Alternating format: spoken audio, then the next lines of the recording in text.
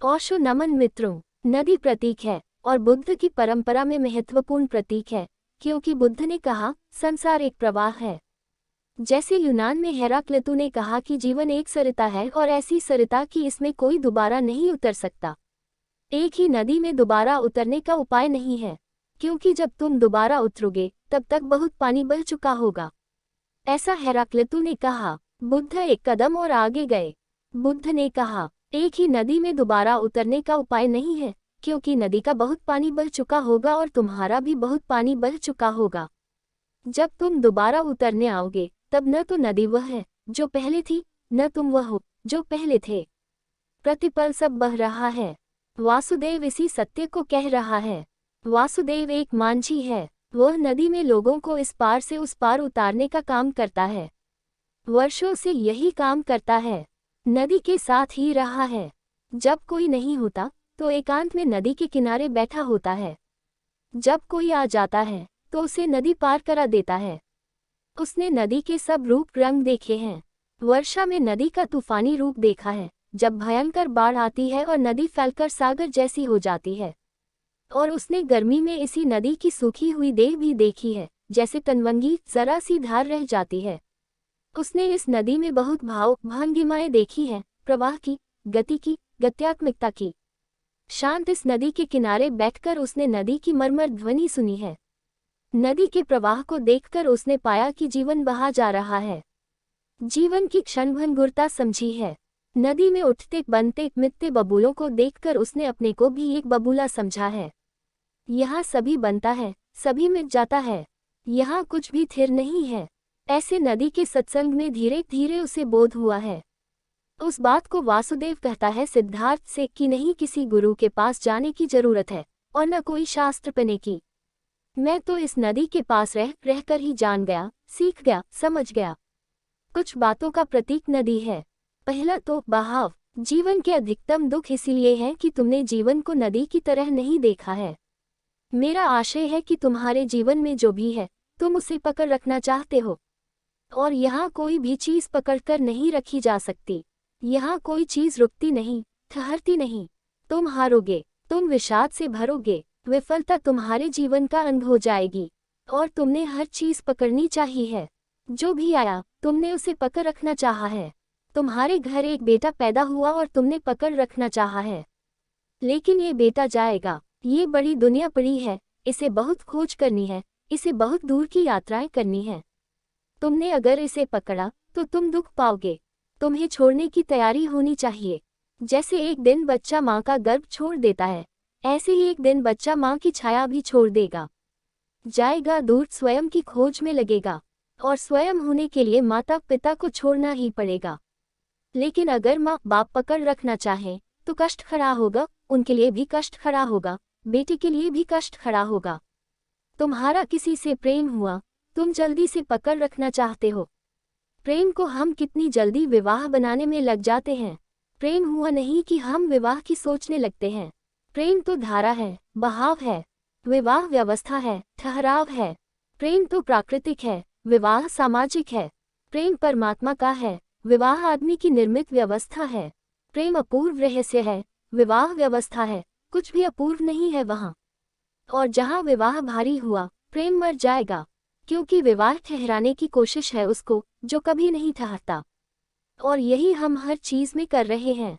एक सुख आया कि हमने मुट्ठी बांधी और हमने कहा अब कभी जाना मत। सुख के पक्षी को बंद कर लिया मुट्ठी में, उसी बंद करने में सुख का पक्षी मर जाता है। जो आया है वह जाएगा। तो वासुदेव कह रहा है, इस नदी से मैंने सीखा कि कुछ भी थिर नहीं है, सब बह रहा है। पकड़ो मत, जकड़ो मत। यही तो संदेश है सारे बुद्धों का। परिग्रह नहीं, अपरिग्रह का अर्थ इतना ही है कि चीजें आती हैं, जाती हैं, तुम पकड़ो मत। जब हो तब प्रफुल्लित रहो, जब चली जाएं तब भी प्रफुल्लित रहो। तुमने जहां पकड़ना शुरू किया, जहां तुमने नदी की धार रोकी और बांध बनाया, वहीं गंदगी, वहीं सराद पैदा हो जाती है। नदी का सरोवर बन जाना नर्क है, और हम सब सरोवर बन जाते हैं। हम बड़े भयभीत हैं परिवर्तन से। जवान का नहीं होना चाहता, यह उसकी आकांक्षा पूरी नहीं हो सकती, इसलिए दुखी होगा। दुख जिंदगी नहीं लाती, दुख तुम्हारी आकांक्षा लाती है। जवान का नहीं होना चाहता। जो जीवित है वह मरना नहीं चाहता। ये कैसे होगा? जो जन्मा है मरेगा भी, जो जवान है का भी होगा। इस सत्य को देखो, समझो और इस सत्य के साथ राजी हो जाओ, पकड़ो मत। जब जवानी बुढ़ापा बनने लगे, सहज भाव से बूढ़े हो जाओ। जब जिंदगी मौत में ढलने लगे, सहज भाव से मौत में उतर जाओ। यही जीवन का प्रवाह है। जो आए उसे अंगीकार कर लो, जो जाए उसे अलविदा। ऐसा आदमी दुखी नहीं होगा। कैसे दुखी होगा? उसने दुख का मूल सूत्र ही तोड़ दिया। उसने दुख के आधार जला दिए, उसने जड़ काट दी। जब प्रेम आए तो नाचो, और जब प्रेम चला जाए तो रो मत। जो आया था वह जाएगा ही। फूल सुबह खिला था, सांझ मुरझाएगा ही। और अगर तुमने चाहा कि फूल कभी न मुरझाए, तो फिर प्लास्टिक के फूल खरीदोगे, फिर असली फूल तुम्हारे जीवन में नहीं रह जाएंगे। फिर जाओ बाजार से प्लास्टिक के फूल खरीद लो, फिर वे कभी न मरेंगे क्योंकि वे पैदा ही नहीं हुए। वे कभी न मरेंगे क्योंकि वे जिंदा ही नहीं हैं। तो नदी में बहता हुआ जल और तुम्हारी बोतल में बंद जल में उतना ही फासला है जितना असली फूल और नकली फूल में है। असली फूल की खूबी क्या है? खूबी यही है कि वह प्रतिपल बह रहा है। सुबह जो फूल खिला था वह सांझ तक बह गया। बुद्ध ने कहा है, सब सतत प्रवाह है। यहाँ विश्राम नहीं है, यहाँ विराम नहीं है। आधुनिक विज्ञान इस बात से राजी है। पश्चिम के बहुत बड़े विचारक एडिंगटन ने लिखा है कि दुनिया की भाषाओं में एक शब्द बिल्कुल झूठा है, वह शब्द है रेस्ट। ऐसी कोई चीज होती ही नहीं, विराम होता ही नहीं, विश्राम होता ही नहीं। सब चीजें चल रही हैं, प्रतिपल चल रही हैं। तुम सोचते हो जब आदमी मर गया तो सब ठहर गया। कुछ भी नहीं ठहरा, तब भी प्रवाह हो रहा है। तुम्हें पता है, आदमी के मर जाने के बाद भी दाढ़ी और बाल बढ़ते रहते हैं, नाखून बढ़ते रहते हैं। तुम्हें पता है, आदमी मर जाता है तो आदमी मर गया होगा, लेकिन उसके भीतर हजारों लाखों जंतु हैं, वे सब गतिमान हैं। आदमी मर गया, तुमने उसकी लाश जाकर दबा दी मिट्टी में, लेकिन अभी प्रवाह चल रहा है। हड्डियां गलेगी, वर्षों लगेंगे, मिट्टी फिर मिट्टी बनेगी, हर चीज फिर वापस अपने स्रोत में गिरेगी। प्रवाह जारी है, और जो आज तुम्हारी हड्डी है वह कल किसी और की हड्डी बनेगी। और आज जो तुम्हारे भीतर खून की तरह बह रहा है, कल किसी और के भीतर खून की तरह बहेगा। जो अभी वृक्षों में हरा है, कल तुम्हारा खून होगा। आज तुम में जो खून है, कल वृक्षों की जड़ों में खाद बनेगा। सब चल रहा है, कुछ भी ठहरा हुआ नहीं है। एक चीज दूसरे में बदलती जाती है, रूपांतरण होता है। न तो कोई चीज कभी पैदा होती है, न कोई चीज कभी वस्तुतः समाप्त होती है। यात्रा है, न कोई प्रारंभ है, न कोई अंत है। नदी कहाँ प्रारंभ होती है बता सकते हो? कहोगे ही, बता सकते हैं। गंगोत्री में गंगा शुरू होती है, गंगोत्री में शुरू नहीं होती। आकाश में बादल घिरते हैं, उनसे जल बरसता है, तो गंगोत्री में जल आता है। गंगोत्री से कैसे शुरू होगी? तो शायद तुम कहो कि बादलों में शुरू होती है। बादलों में शुरू नहीं होती, क्योंकि समुद्र से जब तक बादल न उठे, जब तक समुद्र से भाप न उठे और सूरज की किरणों पर पानी चढ़कर आकाश में न जाए, तब तक बादल रिक्त हैं। बादलों में क्या रखा है? बादल है ही क्या अगर समुद्र का सहारा न हो? तो समुद्र में गंगा शुरू होती है, लेकिन समुद्र में तो गंगा आकर गिरती है। वर्तुलाकार है, कहाँ शुरू होती है? समुद्र गंगा से बनता है, गंगाओं से बनता है, फिर बादल बनते हैं, फिर बादलों से गंगोत्रियां बनती हैं, गंगोत्रियों से गंगा बनती है, गंगा से सागर बनते हैं, सागर से बादल बनते हैं। ऐसा वर्तुल है, इसलिए हमने संसार को संसार कहा। संसार शब्द का अर्थ होता है चाक, द हील। वह जो भारत के राष्ट्रीय झंडे पर चक्र है, वह बुद्ध प्रतीक है। वह बुद्ध ने ही सबसे पहले उस प्रतीक की चर्चा शुरू की थी। वह अशोक के स्तंभ से लिया गया है। जैसे चाक गाड़ी का घूमता रहता है, घूमता रहता है, ऐसा ही जीवन चलता जाता है, चलता जाता है, न कहीं शुरू हुआ है, न कहीं अंत होगा। इसलिए बुद्ध कहते हैं किसी ने जगत को बनाया नहीं, कोई सृष्टा नहीं है। अनादि है ये, जैसे नदी की धार, सदा से है ये और सदा रहेगा। लेकिन सदा से है और सदा रहेगा, फिर भी एक क्षण को कोई चीज स्थिर नहीं है, सब बदलाहट है। सिर्फ परिवर्तन को छोड़कर सब चीजें परिवर्तित हो रही हैं। तो नदी में पहले तो बहाव, परिवर्तन, यात्रा, इसका बोध है। और अगर यह बात समझ में आ जाए कि सब चीजें बह रही हैं, तो मुट्ठी खुल गई, तो वितरागता फल गई। फिर तुम पकड़ोगे नहीं। जो धन तुम्हारे पास आया है वह इसीलिए आया है कि किसी के पास से चला गया है, और तुम्हारे पास भी ज्यादा देर नहीं रह सकता, क्योंकि किसी और के पास उसे जाना है।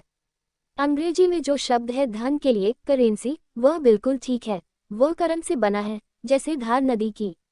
एक हाथ से दूसरे हाथ में धन बहता रहता है, यही उसकी करेंसी है। लेकिन तुमने धन को पकड़ लिया, गड्ढा खोदकर घर में हांडे में बंद करके दबा दिया। वह धन धन न रहा, मिट्टी हो गया।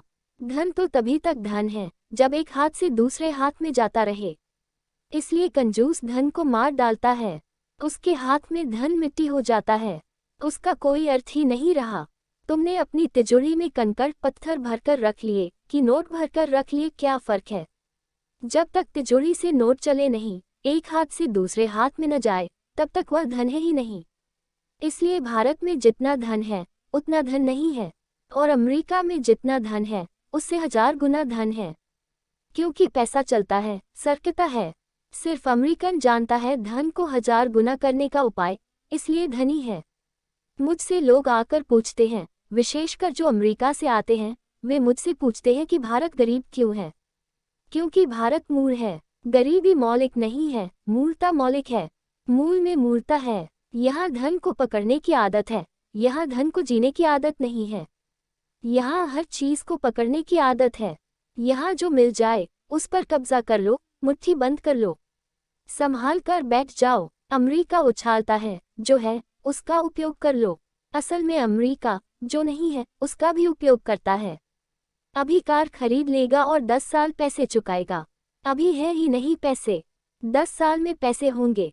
कमाएगा तब चुकाएगा। इंस्टॉलमेंट पर खरीद लेगा। इंस्टॉलमेंट पर खरीदने का मतलब है तुम्हारे पास जो धन अभी नहीं है वह तुमने खर्च कर दिया। यहाँ भारत में जो धन तुम्हारे पास है उसको भी तुम खर्च नहीं करते। अभी कल तुमने पढ़ा न बुद्ध की इस कथा में कि वह आदमी मर गया, नगर श्रेष्ठी अपुत्रक, और जब मर गया तो उसके घर से 7 दिन तक बैलगाड़ियों में भरकर धन ढोया गया, और वह खुद न तो कभी खाया ठीक से, न कभी पिया ठीक से। उसने कपड़े नहीं पहने ठीक से, जराजीर्ण कपड़े पहनता रहा। वह पुराने टूटे फूटे रथों पर चलता रहा, रूखा सूखा खाता रहा। वह शुद्ध भारतीय था। यही भारतीय भारत की गरीबी के पीछे कारण है। चीजों को बहने दो, चीजों को चलने दो, गतिमान होने दो। संसार को भी जीने का ढंग वही है जो परमात्मा को जीने का ढंग है। पकड़ो मत। लेकिन कभी कभी तुम पकड़ना भी छोड़ देते हो, तब भी पकड़ नहीं छूटती, क्योंकि तुम्हारी जड़ता बड़ी गहरी है। एक आदमी कहता है ठीक है, नहीं पकड़ेंगे, तो धन छोड़कर जंगल भाग जाता है। अब वह त्याग को पकड़ लेता है। पहले धन को पकड़ा था, अब त्याग को पकड़ लिया। तुम्हें इस तरह के साधु संतों का पता होगा जो धन नहीं छूते। यह मूर्ता सिर के बल खड़ी हो गई। पहले सिर्फ धन ही धन इनका प्राय था, अब धन छूने से घबराते हैं, जैसे धन में कोई सांप बिच्छू है। मध्य में नहीं टिकते। मध्य में टिकने का मतलब है धन को आने दो, जाने दो, रोको भर मत। आए भी जाए भी, यात्रा जारी रहे। तो या तो प्रेम करते हैं लोग और विवाह में रूपांतरित कर लेते हैं, या फिर इतने घबरा जाते हैं, कहते हैं कि हम सन्यासी हुए जाते हैं। हम इस प्रेम की झंझट में न पड़ेंगे, इसमें झंझट है। हम सन्यासी हैं, हम ब्रह्मचर्य धारण कर लेते हैं, हम किसी से कभी कोई प्रेम ही न करेंगे। मगर हर हालत में तुम जड़ रहते हो, या तो विवाह बनकर जड़ या ब्रह्मचारी बनकर जड़। लेकिन प्रेम आए और जाए, बहे, उससे तुम घबराते हो, उससे तुम्हारे प्राण संकट में पड़ जाते हैं। वासुदेव यही कह रहा है। वह कह रहा है अपरिग्रह का सूत्र यही है कि चीजें आती जाती, तुम बीच में अड़ो मत। जब आए तो आ जाने दो, जब चली जाएं तब चली जाने दो। न तो खींचो आने के लिए, न धकाओ जाने के लिए। नदी अपने से ही बह रही है, इसको धकाने इत्यादि की कोई जरूरत नहीं है। जो नदी पर मुट्ठी बांधेगा उसकी मुट्ठी खाली रह जाएगी। जल पी लो, स्नान कर लो, मुट्ठी मत बांधो। और दूसरी बात, नदी अनजाने सागर की खोज कर रही है। अनजाने नदी को कुछ पता नहीं कहाँ जा रही है, क्यों जा रही है, मगर टटोल रही है सागर को। विराट की खोज में निकली है। कोई नक्शे भी पास नहीं है, कोई शास्त्र भी पास नहीं है, कोई वेद, कुरान, बाइबल भी पास नहीं है। अनंत की खोज पर चली है बिना नक्शे के। कोई गुरु नहीं, किसी की अनुगामी नहीं, टटोल रही है अपने से और पहुंच जाती है। सभी नदियां पहुंच जाती है, ये तुमने देखा। छोटी नदियां पहुंच जाती हैं, बड़ी नदियां पहुंच जाती हैं, नदी नाले सब पहुंच जाते हैं, सब सागर पहुंच जाते हैं। अगर अपनी सामर्थ्य से नहीं पहुंच सकते तो छोटे नाले बड़े नालों में गिर जाते हैं, बड़े नाले नदियों में गिर जाते हैं, नदियां बड़ी नदियों में गिर जाती हैं, मगर सागर तक सब पहुंच जाते हैं। वासुदेव ये कह रहा है, अगर तुम खोजते ही रहो तो परमात्मा तक पहुंच जाओगे और नक्शों की कोई जरूरत नहीं है। हिंदू, मुसलमान, ईसाई, नक्शे की कोई जरूरत नहीं है। खोज की त्वरा चाहिए, खोज की तीव्रता चाहिए, खोज की सघनता चाहिए। नक्शे नहीं काम आते, खोज की सघनता काम आती है। इस भेद को समझ लेना। नदी को नक्शा पकड़ा दो, इससे कुछ अर्थ नहीं होगा। सिर्फ नदी में जलधार होना चाहिए, ऊर्जा होनी चाहिए, बस पर्याप्त है। उसी ऊर्जा के बल नदी खोजती है। जिन्होंने सत्य को पाया है उन्होंने भी नक्शों के सहारे नहीं पाया है, क्योंकि इस परिवर्तनशील जगत में नक्शे बन ही नहीं सकते। तुम जिस जगत का नक्शे बनाते हो, जब तक नक्शा बनता है तब तक जगत बदल जाता है। यहाँ नक्शे हो नहीं सकते। जीवन परिवर्तन है तो नक्शे होंगे कैसे? मैंने सुना है एक गांव में एक शराबी ने एक मिठाई की दुकान से लट्टू खरीदे, रुपया दिया, 8 आने उसे वापस मिलने थे, लेकिन दुकानदार ने कहा, क्षमा करें, मेरे पास फुटकर नहीं है, कल सुबह आ जाना। शराबी शराब में था, उसने सोचा कि यह तो झंझट की बात है, सुबह बदल जाए, तख्ती बदल ले, अपना नाम बदल ले। शराबी को 1000 तरह की कुशकाएं उठने लगी कि 8 आने मेरे गए। उसने सोचा कि कोई ऐसा विज्ञान मुझे बना लेना चाहिए कि यह बदल न सके। उसने चारों तरफ देखा, देखा एक सांड बैठा है, सामने ही बैठा है दुकान के। उसने कहा, ठीक है, जहां सांड बैठा है। सुबह जब आया वापस, सांड का कोई पक्का थोड़े ही है कि वह मिठाई की दुकान के सामने ही बैठा रहेगा। सांड कोई आदमियों जैसे थोड़े ही है कि जहां बैठ गए बैठ गए। सांड तो मुक्त हैं, इसलिए तो शिवजी ने उन्हें चुना है। वे चले गए थे, वे बैठे थे एक नाई की दुकान के सामने। वह आदमी तो एकदम घुस गया नाई की दुकान में और गर्दन पकड़ ली नाई की और कहा, हद हो गई। 8 आने के पीछे तख्ती बदल ली, धंधा बदल लिया, जात बदल ली, 8 आने के पीछे, मगर तुम मुझे धोखा न दे सकोगे। वह सांड बैठा है। तुम्हारी जिंदगी के नक्शे बस सब ऐसे ही हैं। जिंदगी रोज बदल जाती है, तुम्हारे नक्शा पीछे पड़ जाते हैं, उनका कोई अर्थ नहीं है। तुम्हारे शास्त्र सब ऐसे हैं, क्योंकि जब बनते हैं तब जिंदगी एक होती है, जब तक बन पाते हैं तब तक जिंदगी दूसरी हो जाती है। अब आज तुम वेद को बैठे पढ़ते रहो या आज तुम बैठकर गीता को पढ़ते रहो, जिंदगी बहुत बदल गई, गंगा में बहुत जल बह गया है।